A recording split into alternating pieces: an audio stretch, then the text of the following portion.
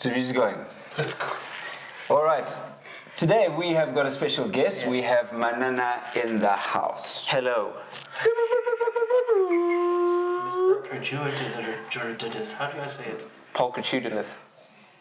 Pulchritudinous, bro. Pulchritudinous. Yeah. Tudinous. Pulchritudinous. Which means? Beautiful.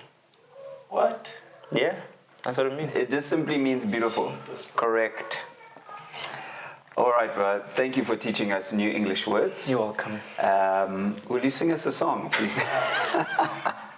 By the way, we're watching this, and these guys are, there's pressure on the table because I'm the only guy that's not a songwriter here.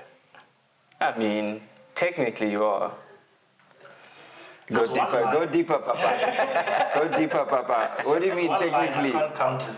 It's one line. A line is a line. You know, I won't get a Grammy for it. Yeah. Yeah, yes, bro. You're a Grammy award-winning songwriter. Uh-huh. Actually, I know, you don't talk about that a lot. But anyway, yeah.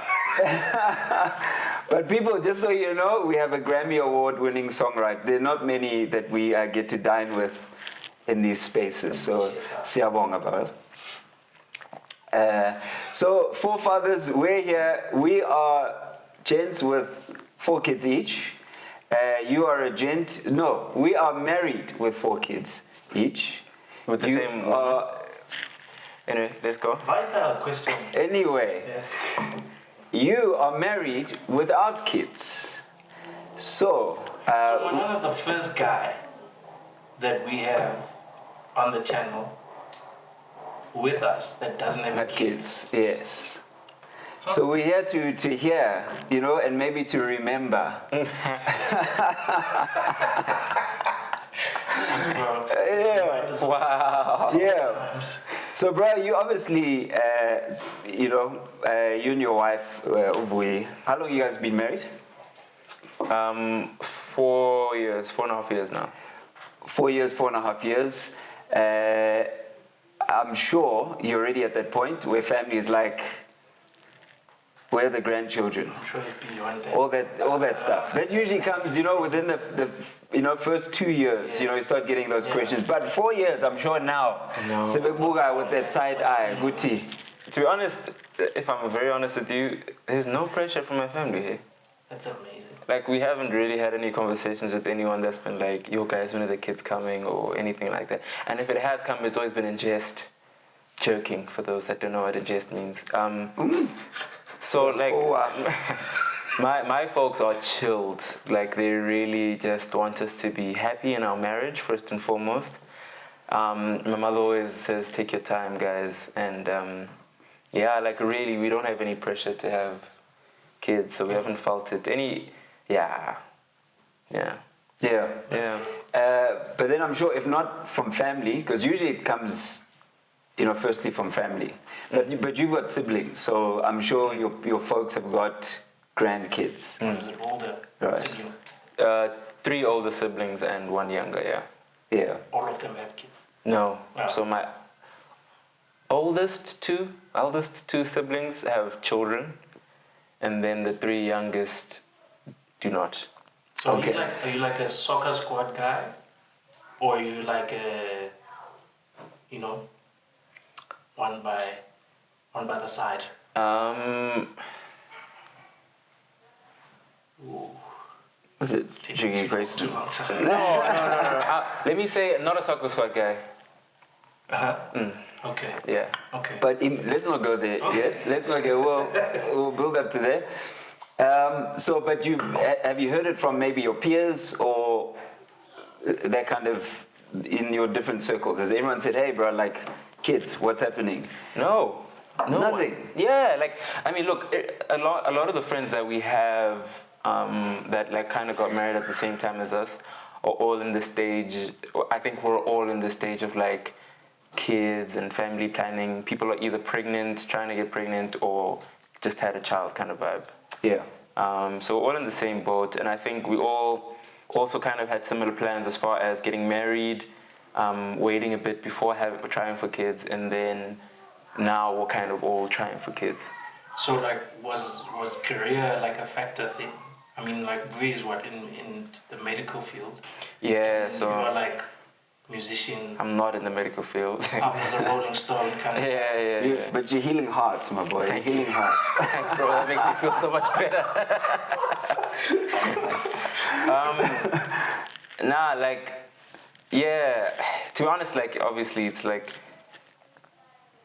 we're actually talking about the fact that, you know, I think marriage used to be this thing where, especially in our cultural context, where you got married and you just had kids. Like, it wasn't a plan or a conversation. You got married and you had kids. It was just an automatic thing, you know? Yeah. And I think these days, because of the options that we have, we don't necessarily all think of marriage that way. I think the chat is you get married, you enjoy each other, you know, in marriage, and then however long you decide, you know, when you want to start having kids, then you start having kids. So yeah, like, I mean, we is doing her registrarship, and I am, you know, in the music space, and I just released a project, and more music is coming and stuff, and like basically work is picking up now. But to be honest, like we and I also had the conversation that there's always going to be something. Like, you know, I don't know if there's perfect timing to be like, okay, you want to start having kids anyway. But yeah, like, it's just like we've had such a great time. Like our marriage hasn't been like smooth. Actually, our marriage, I would say, has been smooth sailing. Honestly, like I always say that Hui is like the easiest person I could have ever been married to. Yes, sir. Only because like I don't know if she could say the same about me. You know what I mean? Like she is. Drop Yeah. in the comments, we. So like yeah, like we've had such a blast, and obviously in the four years that we've been married, we've had the conversations about when we wanna, you know, start having kids, or when we were getting married. Obviously we had the chat as well about when we'd want to have kids, and we both wanted to, you know, take our time, make sure that we, like I say, enjoyed our marriage, did as much traveling as we could, which I guess with COVID and everything we really couldn't. But yeah, that's been the vibe. Oh. Yeah. Yeah. And so now, where are you in the journey? Are you in the, hey, we're still living our lives, or are you maybe like, hey, you know, it's time to start looking at having kids? Yeah, where are you in that, and your headspace as well, as a dude? As a dude, I think obviously I've been around a lot of fathers in the last, I think more now in the last 2 years than like my fathers as friends and like brothers than I've had previously. So I think it's been like for the last year it's been the research phase. Just researching, you know.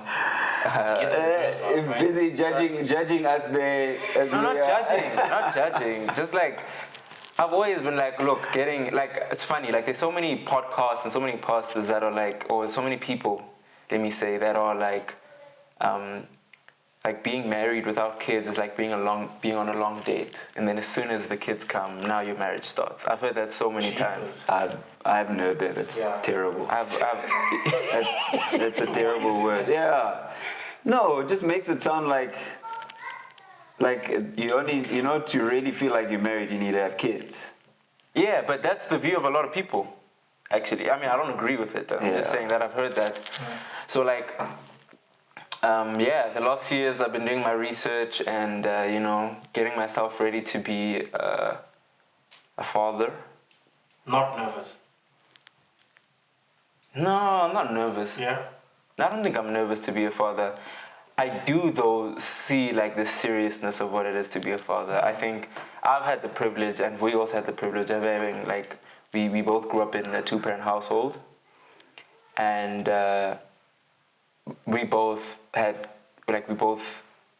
seen what a good father, you know, Yeah, because I was looks actually like. going to ask how's your relationship with your pops? It's really good.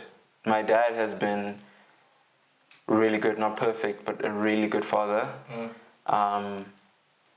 Yeah, you know, so I don't think I'm nervous because I know, like, a lot of my peers kind of grew up in a household where their parents were either separated or their father wasn't around. So for them, it's kind of, you know, this thing of kind of going, like, making something new almost. Whereas for me, I've got do's and don'ts that I can look towards, and also friends around me, like I say, who have the cheat code, if you will, So I'm not nervous about being a father. And like the more, like I say, I'm around guys who have children, the more I see that actually, the more I'm getting ready to be a father, I think. Yeah. Can I ask you, I mean, because I'm one of those guys that you hang out with, and you see us as a family, you see, me interacting with our four strong. What maybe have you seen and you thought, yo, hi, please, or it's like, oh, that thing, oh, that's a lot. And what maybe have you seen that that maybe encourage you, that like, oh, okay, actually that's maybe not too bad. Oh, that's cool. Or what have you seen that maybe you looked at and you thought, actually that's not the one. To be honest, it's all superficial, right? Like, it's all superficial. The stuff that's not the one. It's like being able to do something without having to make a plan. Like, I could today decide, okay, I'm gonna go drive to Bloemfontein and just chill there for a bit. Yeah. Come back. Or just, I'm a sucker for like neatness and cleanliness. Like,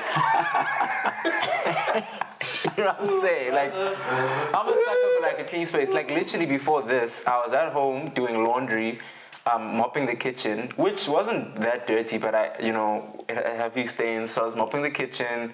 It's like OCD vibe, or just like... No, not OCD vibe, but I really enjoy tidiness. Like, I love tidiness. Sorry, bro. No, yeah. And like cleanliness and things in the right place, simplicity, such stuff.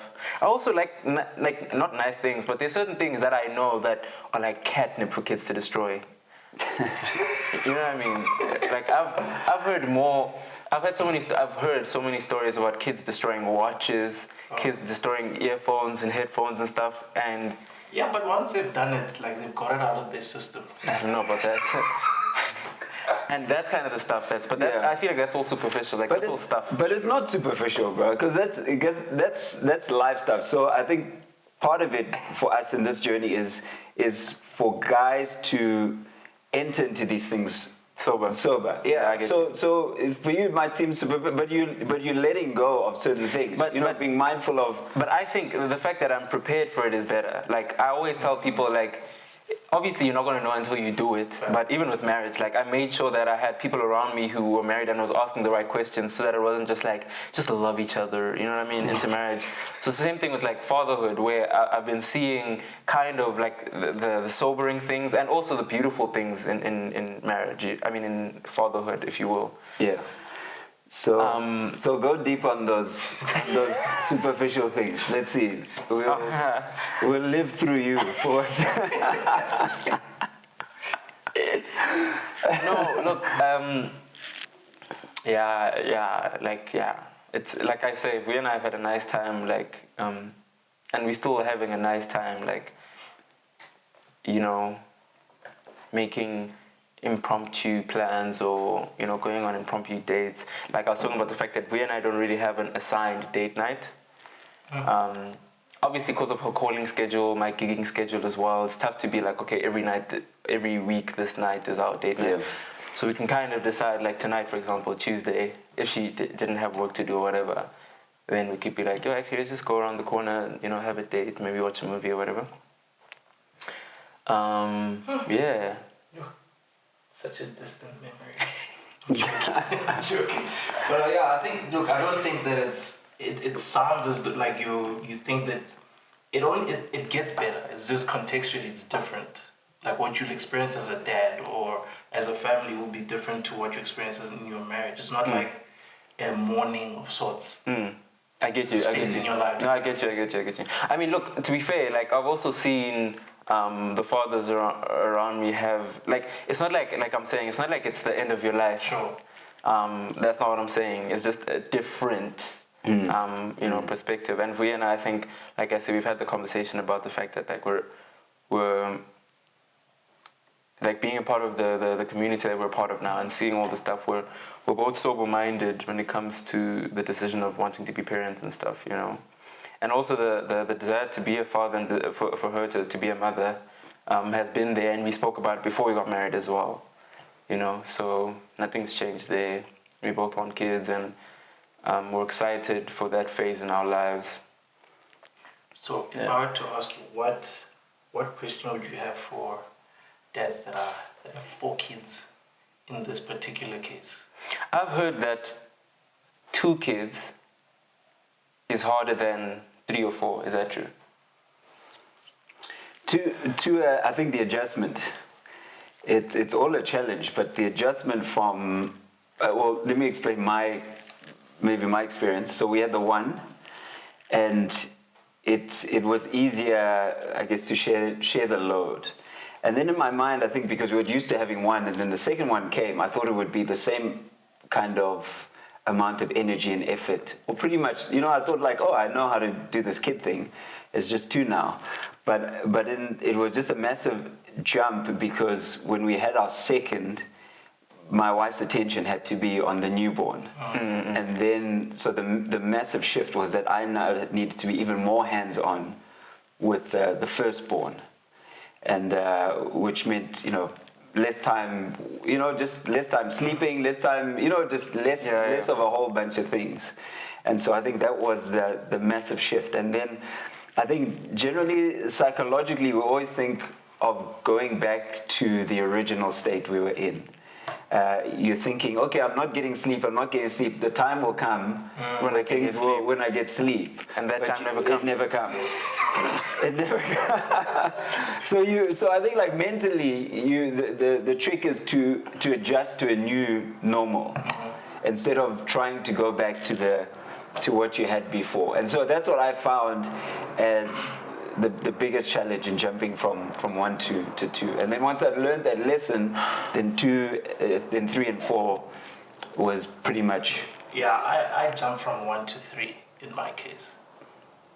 Which was a huge, like, it was just like there's no reference that we have for this on how to handle it. Because 1, our firstborn was, I think, probably like, where is it, like just over a year old? And then now we have twins coming in. Yeah, it's a long day. Right? That's a long day. Right. So the like what Lana was saying is that the capacity was so stretched that, but I mean, like, this is also the benefit of community, is that we had our folks come in from, like, our mother switch, in between. But at the same time, it's like, realistically, my wife took off maternity leave for like, 6 months or so, and had to go back.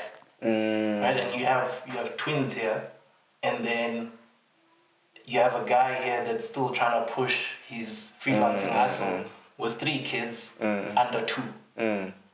So like the adjustment was capacity more than anything, managing that. Like, and of course, like, I dropped a few balls in trying to manage my capacity. So I was like really burnt out a few times, because you're trying to, like, I'm still like traveling a lot at the time, and it's like travel, come back, try to be present here, you know, like now, like our night times were like 1 wakes up, we're taking turns now with the twins.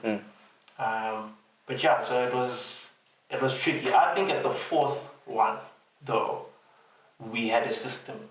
So she literally just fell into like an automated system. It wasn't as hard. We had help, we had systems, we had a timetable we had a sequence of how things should go. So I don't think the 4th one, I mean, it was scary, the number, when I think about it, but in terms of like, was it harder? Not as much. Okay. Yeah. Well, can I ask you, so you are, I guess, if I get you right, your headspace is now, you guys are looking at having kids. Are there any fears or like any uncertainty, any, going to the next stage where you I guess it would probably go, you guys will get pregnant. So just stuff around pregnancy. you know, do you No. feel like you're confident? Are you like, ish, what's gonna happen? Pregnancy-wise, Yeah, pregnancy-wise. no. Then just actually having I think, a to be honest, child. the biggest fear for me is raising. How do I say these words? My big pregnancy-wise and like all that kind of stuff-wise, no, not so much. Because I mean, Vui is a gynecologist, and she's a registrar who's specializing in obs and gynae, so obstetrics and gynecology. So she's got, you know, all the education and all the stuff, All the books, all the manuals. she's got all that stuff sorted. And we've had, like, she obviously comes home and talks work. I don't understand half of the stuff, but at least, you know, there's like some kind of back and forth. Yeah, so like I'm not worried. The pregnancy stuff and like birth stuff and all that kind of stuff, no, I'm not nervous about anything with that. For me, it's bigger picture wise.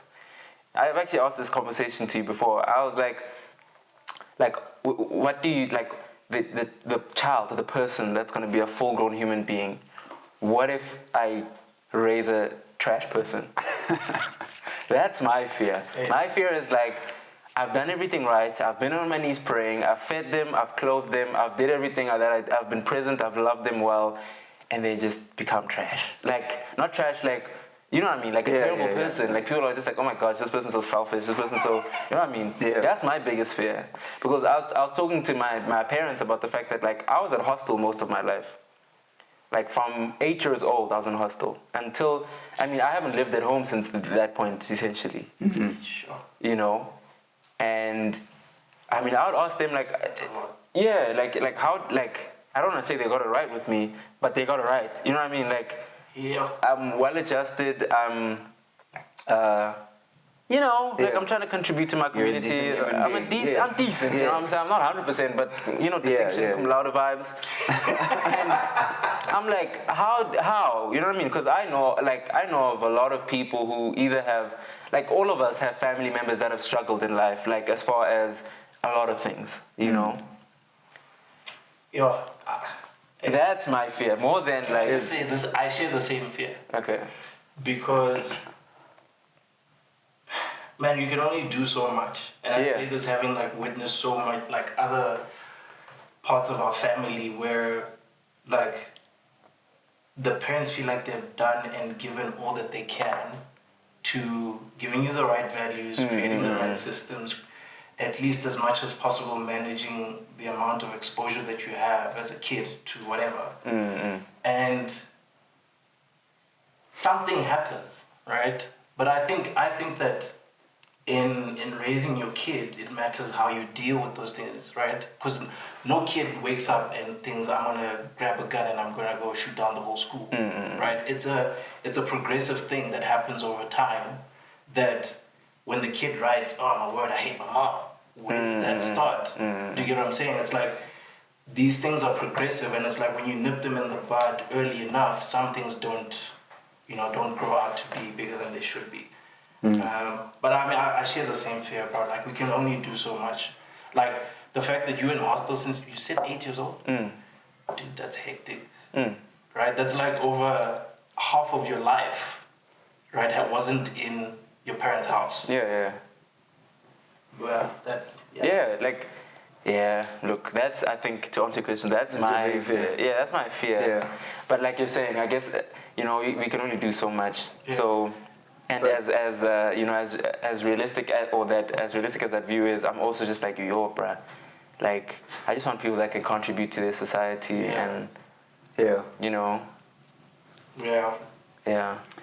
So, with regards to, I guess, your fear of raising a trash human being, which I think we all share, is so I realize with fears and stuff, we try and mitigate them by doing something. So often, you know, maybe if you feel like you had a trash father, you know, often people say, I never want to be like that. And you often swing to the other side of the pendulum, and you become an extreme of your father, or you become your father, even though you're trying not to. And so I know in parenting, there's this fear of not necessarily raising a trash human being, but your child not measuring up to other people's kids. Huh. There's this thing, this unspoken competition. I see what you're saying. Where we measure our kids Okay. against each other, Okay. that type of thing, and so that's how a lot of parents end up sending their kids to like every activity under the sun, because they don't want them to miss out on anything. They don't want them to, for lack of a better phrase, come out stupid. And found wanting, I guess, when gathered together with peers and things like that. And so, like I said, so this feeds this fear, and so we pay money to take them everywhere, do everything, all these things, and I guess it's like when you guys are about to have a kid and you go to a baby expo, and they sell you like ridiculous things, and especially if it's your first child, you walk out there with things that you will never need. But because they sell it to you like, hey, your child will be super smart if they use this toothbrush. If you give your child this particular pram, it's got this feature that enables, the sunroof to come down, the extra sun rays make the child whatever, like light up like a globe, and it's great for their future, things like that. And they feed to all this kind of this fear. So just a thought around that is like, maybe approach it, be easy on yourself. Firstly, we all have these like fears, so just be easy on yourself. What are the things that really kind of encouraged me going into to fatherhood was, because I had all these fears of just like, also like, what if I mess up? What if I don't do this or give my child that? And I thought, actually, there are people with less resources than me that have raised amazing kids. And so, with whatever I have, I think I'll be okay. I'll be okay. And for me, a big thing that I felt like I needed to get right was just presence. Being there. Or just being there. They may not have the PlayStation, they may not have the whatever, the latest, things, but I think the greatest gift you can give is just presence. Can I ask you something?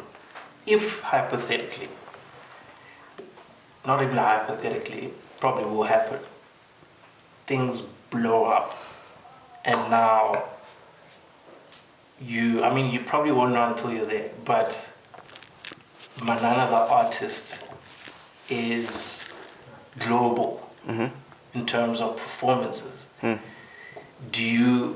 Have you thought about that? And because I've interacted with enough musicians that either are on either end, where it's like, listen, kid or not, I'm going in. I'm going to be on the road. And then there's the one that says that, yeah, if I have a kid, some things are going to slow down. What's the vibe? My mentality is shame, not no matter what I'm going to be on, but I think there's a way to create, I think there's a way to do both, because being on doesn't necessarily mean like going on 365, sure. Right. I think some artists that I admire that have children are able to do both, and I think the one thing about music also is the fact that, like, I always tell people that it's kind of multiple streams of income kind of vibe. So there's the streaming revenue, there's the publishing, there's the stuff that you could do in like TV and whatever, and then there's the performing, right? And for me, being on means all of these are moving. So it doesn't necessarily have to be that I'm performing every day, you know what I'm saying? So for me, it's always being on, always being in studio and stuff. But for me, like how I run my studio sessions usually, unless, like I'm having like a special, like, studio session with an artist, is I run my studio sessions like a 9 to 5. I'm in the morning and I leave, in the evening. Streaming revenue runs itself. People are listening if they like the music. And then like always making sure that I have music or something, or rather I have a really good relationship with my publisher, and they're always pitching my music for series and movies and stuff like that. At some point I want to go into scoring for movies and stuff like that as well. And then the performing obviously is something, I mean look, we're doing more performances now, but it's not crazily busy or anything. And for me, even if that does pick up, it's just making sure that I balance everything so that I am, present for a child. Bro, and in your industry, what's the vibe like with regards to family, kids, marriage? Like the views, like what people... Yeah, have you like encountered any challenges, any like, hey, this guy's, married, and now I guess at some point you have kids, just... I mean, to be honest, like, I don't think the challenges change whether you have kids or not, or whether you're married or not. The challenges are the same challenges in the music industry. Whether it's, I don't even know like what people struggle with really. I guess it's the same for me. I think it's just about how you think of it, you know what I mean? Like, okay, maybe not a lot of people are family people in the music industry. But it's not like, there's no views like against fathers or being I know of successful artists that are families, and they don't necessarily make it everyone's business that they have a family or anything like that. So I think people do the art, I'm an artist and then I'm a family person. They usually separate those two things, because I do think that, look, I even me as a an artist, I'm probably one of the most private artists anyway, online. You don't post a lot, bro. Nah, I only post about what's going on, like music, videos, all that kind of stuff. Like my life, well, honestly, like, and people are always like, yo, I'd love to engage with you more. And I'm like, bro, you'll be sorely disappointed. I'm so boring. Like my life is so boring. Like it's normal, and I'm chilled, and I like a good time like the next person. But like, I'm Yeah. So yeah. And also yes, I think. Sorry, my closing point is that. I think the perception of the music industry that people have, though some things are true, I do think that as artists we take a lot of things personally, and we also struggle to create the environment we want to see. Because of the fact that a lot of the artists, our peers, live a certain way, it's tough to be a part of the community and still kind of create your own family life, whatever, you know what I'm saying? So it's just about trying to balance those things. Just a final question on where you're at now. What has led you and Vui to the point where you feel like it's time? For different people it's different factors. Sometimes it's an age thing, sometimes it's hey, we actually planned for 4 years, and then we said, we're gonna pull the trigger. What has? Because I guess there are probably some people watching this and thinking, is it time, or when is it time? When do you know? Like these questions often pop up, and so kind of what was your guys' process to getting to where you are now? Oh, to be honest, like for me, I can't speak like there's no formulaic or like. Source like a secret book that told us, at this time or whatever. Like it's a preference thing, and then a bit of everything as well. Like, unfortunately, God made it so that scientifically women are most fertile at a certain age, and also just desire-wise. Like I think both of us don't want to be old parents. There's nothing wrong with that, obviously, but like, we want to also enjoy our youth with children as well, So it's a desire. It's just a desire of ours that we've both discussed that we have. I'd say. That's dope. So that's kind of the. That's dope. Yeah, I share that. Enjoying your kids while you're young. I always felt like there's only so much you can do when the elements start kicking in. Yeah, in fact. No, it's a fact. Like it's just like. I want to be able to like raise my kid, until he's a teenager or whatever, wrestle with him, whatever, do all those things physically. And to that point, like I've also been trying to get serious about like making sure I work out, making sure that I'm healthy and like strong, and playing soccer every week, and just trying to make sure that Yeah. I can prolong my prime years, as they call them, for as long as possible. Yes. But yeah, like I think that's kind of the reason behind, you know, being like, I think It's a good one. Bro, we'll need to get you back for another episode so we could talk about how you manage DMs. Ooh. All right? This is a whole I think we need some of your wisdom. I've never heard of those. I don't know what that is. You know, you can teach us, teach us, sensei, on how to manage. I think a lot of gents out there need some wisdom on how we, you know, deal with those things, how we interact, what's appropriate, what's inappropriate, yeah. But anyway, we'll get you back for that. I think you for sure. Thank you for having me. I appreciate it. The peeps, please remember to subscribe, to comment, and to share. And thank you for tuning in. Thank you to Manana for being with us. Spread the word. This is the Forefathers without a father.